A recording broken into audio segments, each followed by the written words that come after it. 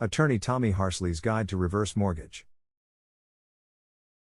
Managing finances is hard at every age, but it gets especially tough if you're retired and learning to abide by a very strict budget.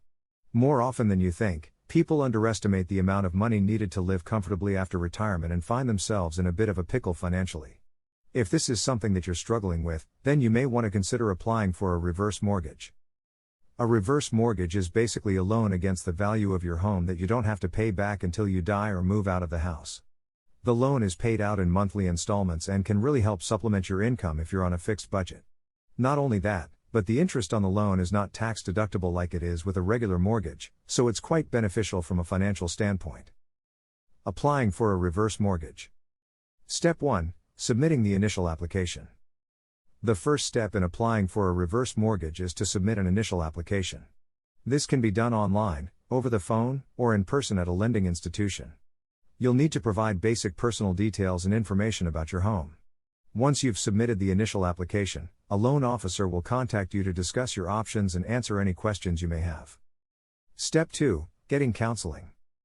After submitting the initial application, the next step is to get counseling from an approved counseling agency. The government requires this particular step to make sure that you understand all of the implications of taking out a reverse mortgage. The counseling session will last about an hour and can be done over the phone or in person. Step 3. Appraisal.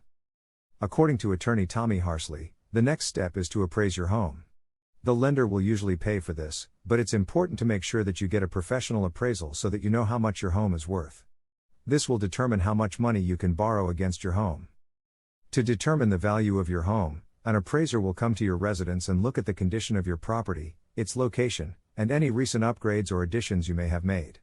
After considering all of these factors, the appraiser will give your home a value. Step 4. Underwriting.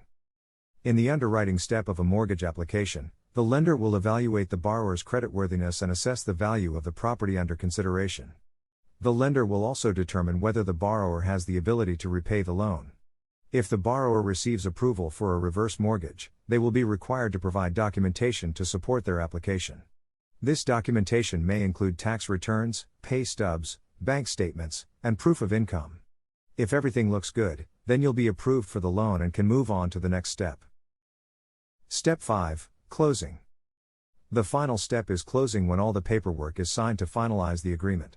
Once everything is in order, you'll start receiving your monthly installments and can use the money however you see fit. Bottom line.